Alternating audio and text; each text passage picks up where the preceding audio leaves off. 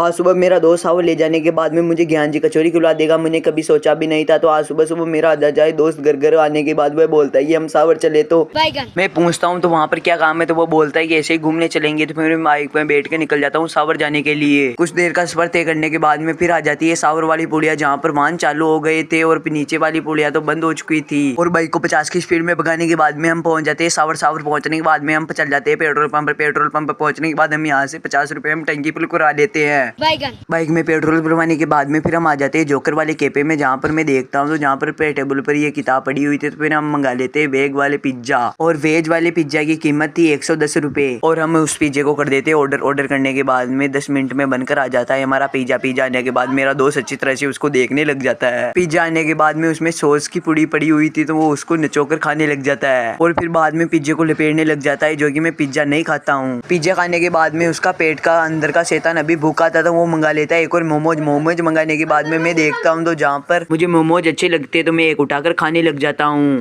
मोमोज खाने के बाद में फिर हम आ जाते हैं ज्ञान जी कचौरी की दुकान पर, जहाँ पर बहुत ज्यादा भीड़ लगी हुई थी। और ये कचौरी सावर में बहुत फेमस है, और मैं वहाँ से बनवा लेता हूँ एक कचौरी। कचौरी लेने के बाद में मैं वहीं पर ही सल्टाने लग जाता हूँ। कचौरी को सल्टाने के बाद में अभी मेरी भूख नहीं बजी थी, तो फिर मैं आ जाता हूँ पानी पताशे की दुकान पर। पानी पताशे की दुकान पे आने के बाद में मैं पानी पताशे को सल्टाने लग जाता हूँ। पानी पताशा को सल्टाने के बाद में फिर हम निकल जाते हैं घर आने के लिए। तब तक ले जय श्री राम।